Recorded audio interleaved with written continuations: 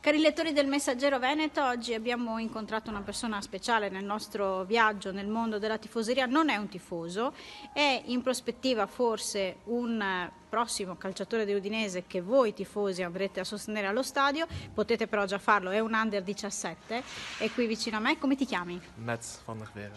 Ecco, come ti trovi a Udine e cosa pensi di questa Udinese? Come ti trovi qua? Sì, sono qua per 4 mesi, ma piace troppo. Gli allenamenti sono bene, bravo, buona squadra. E questo stadio ti piace? Sì, tanto. È bello? Sì, bello. Da dove vieni tu? Belga, sono belga. Comunque parli benissimo l'italiano, complimenti, sì, intanto. Non è facile. Però insomma sei bravo, sei bravo. Che ruolo giochi? Punto. Punta. L'Udinese ha bisogno di una punta, lo sai? Lo so. Quindi cresci in fretta, ok?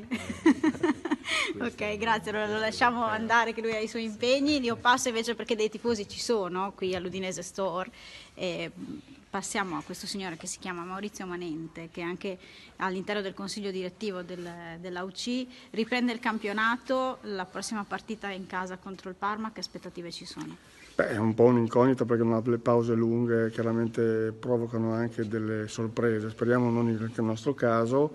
Attendiamo appunto l'Okaka, che è un centravanti, ovviamente una battuta di peso, e quindi speriamo che il suo innesto ci aiuti a essere un marchettino più propositivi davanti, perché ne abbiamo bisogno.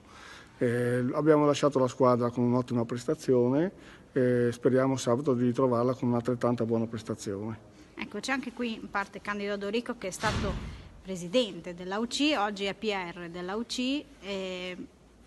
Come si ricomincia? Cioè, possono fare la differenza questi nuovi acquisti? Cambierà l'Udinese o no? Diciamo che l'Udinese noi contiamo che cambi in meglio, perché col nuovo allenatore adesso hanno avuto la possibilità di allenarsi maggiormente, di creare degli schemi nuovi, questa imprevedibilità che contiamo di vedere nella prossima partita. Speriamo che Okaka cresca alla svelta, sembra che sia un po' indietro di condizione, no? Quindi non farei tanto affidamento su di lui subito, magari per una parte di partita, però anche questo è un tassello che mancava, e come altri tasselli che la società provvederà a completare. Ma secondo te, Candido, cosa manca ancora? Cioè, c'è bisogno ancora di che cosa? Beh, intanto io spezzo ancora una lancia in favore dell'allenatore, perché è un allenatore che probabilmente doveva essere da subito a Udine e ho molta fiducia in lui. E oltre a questo ne avranno parlato loro, perché è chiaro, è facile per noi dire manca un attaccante, manca un centrocampista, manca un difensore, magari prendano il meglio che possono, e in modo che questa nostra Udinese sia adeguata allo stadio che ha. Boh, allora deve essere adeguata bene.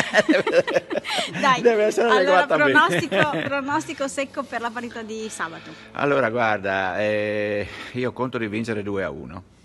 Marcatori? Lasagna, lasagna. Tutti e due lasagna. Bene, allora speriamo veramente di festeggiare tutti insieme. Lettori del Messaggero Veneto, noi vi salutiamo. In bocca al lupo per sabato. Mandi. Mandi.